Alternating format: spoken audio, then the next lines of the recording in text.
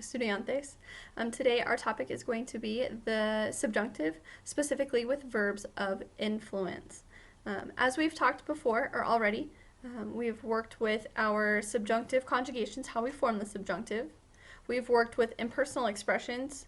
We've worked with verbs of hope. And so now we're going to add verbs of influence. So at this point, it should no longer be some earth-shattering concept, but more working on with vocabulary and becoming more comfortable with our subjunctive conjugations.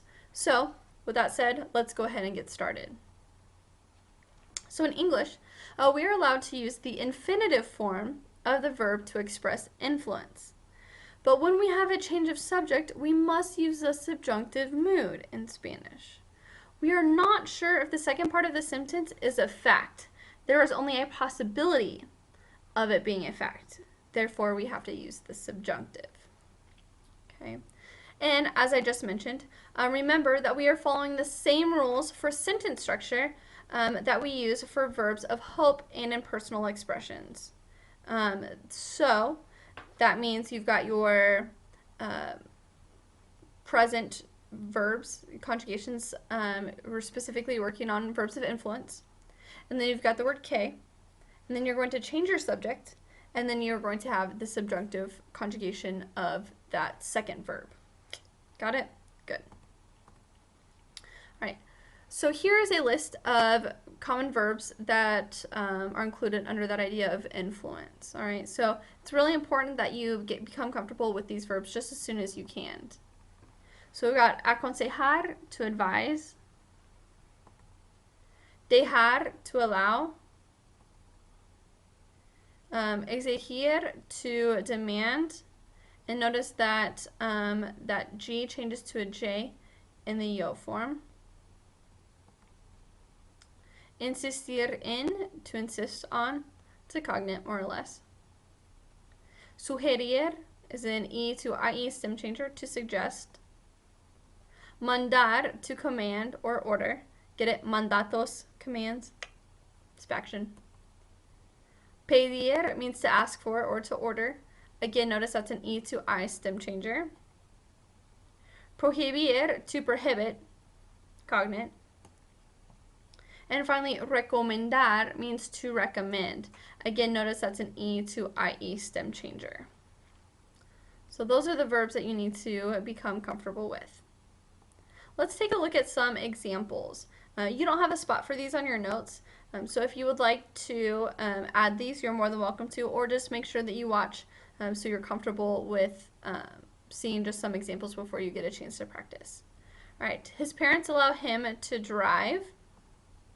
The police order them to leave, and the teacher suggests that they study. All right, so let's run through our answers. His parents allow him to drive. Sus padres dejan que él conduzca. Remember our verb conducir it changes, adds a ZCO in the yo form. So conduzca. The police order them to leave. La policía manda que ellos salgan. And then finally, la maestra sugiere que ellos estudien. Pretty self-explanatory, right? Okay, so here's an opportunity for you to practice.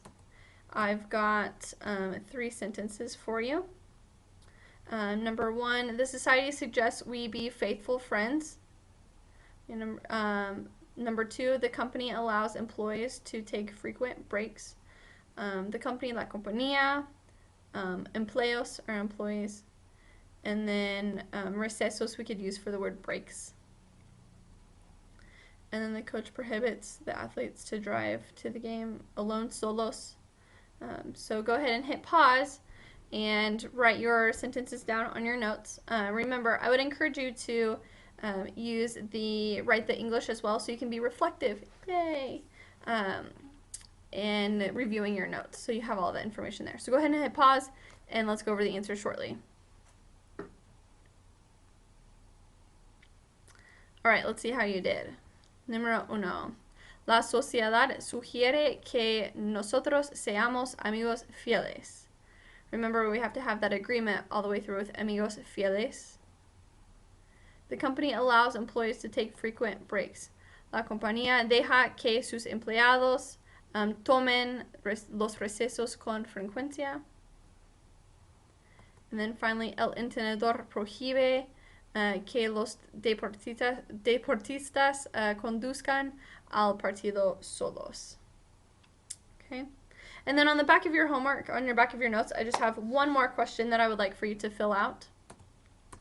I would like for you to summarize why we need to use the subjunctive with verbs of influence, and I'm going to add something to that. See if you can do that in 15 words or less. See if you can do that in 15 words or less. Okay. I will check your notes in class, and thank you for watching.